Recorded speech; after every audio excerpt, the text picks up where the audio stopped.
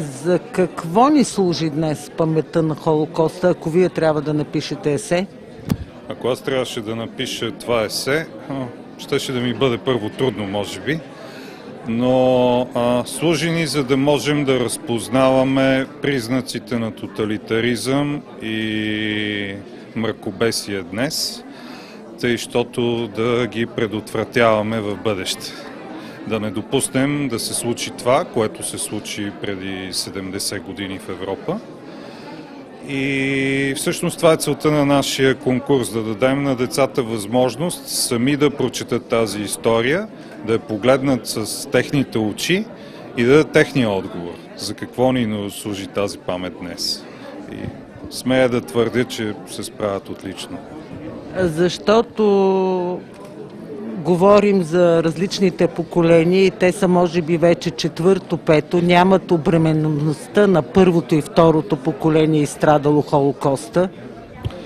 Прекрасно е, че поколенията, които са днешните, нямат знанието, личното усещане за такива трагедии, но е много важно те да не забравят какво са знаели техните баби и дядовци, за да не им се налага да го преживяват отново.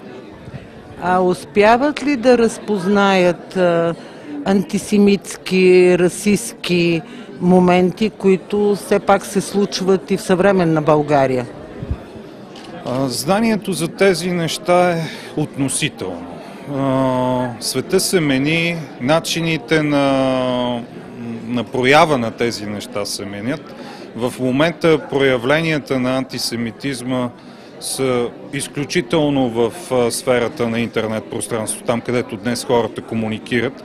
И за нас е много важно, че децата успяват в това отношение да ги видят и да направят своя прочит и да кажат не. Макар че има администратори в други европейски страни, които спират подобни изказвания. Това е въпрос на обучение, това е въпрос на развитие. Няма нещо статично в тези нещата. Ежедневно е нужно да се борим с това и да откриваме новите му проявления, защото хората, които днес ще застанат като Адолф Хитлер на трибуната, може би са много малко и всички ще гледат на тях като на някакви шутове.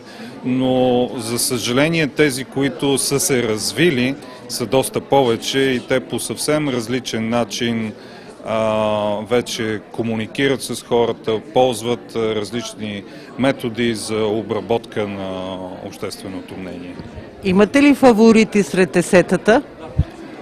Имам фаворити, но честно казано преди малко разбрах кои са печелившите, така че не смея да твърда, че знам точно дали са моите фаворити. Ще правите ли конкурси до година? До година със сигурност. Идеята ни е да излезем даже извън София. Erst vor wenigen Tagen am 27.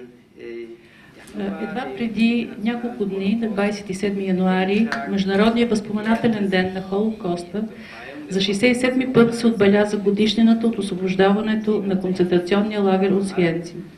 Все повече години ни делят от Холокоста, все по-малко очевидци могат да разказват от първа ръка. При други събития, от които ни дели толкова много време, споменът избледнява след толкова години, бавно, но сигурно. Споменът за Холокоста, за убийството на 6 милиона човека не бива да избледнее. Всяко следващо поколение трябва да бъде запознато с тази жестока действителност от нашето минало, тъй като това е най-добрата основа, за да не може повече омразата и убийството да наделеят над респекта, толерантността и обичта към ближния. Ето защо за Германия е важно да запази жив спомена за Холокоста и да се застъпва непрекъснато тази една от най-тъмните глави от историята на Германия и човечеството да не бъде забравена, а непрекъснато да се връщаме към нея.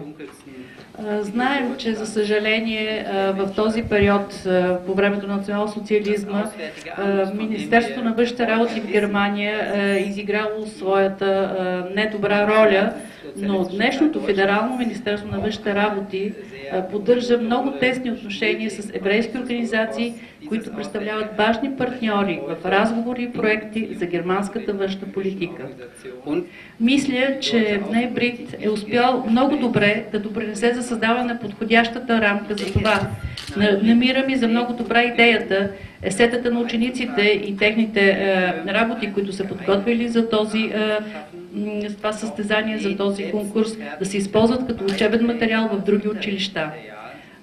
Мисля, че под девиза ученици учат от ученици, младите хора могат да бъдат сенсибилизирани за спомена за Холокоста по един много въздействащ и дълбок начин. Art und Weise für die Erinnerung an den Holocaust sensibilisiert werden.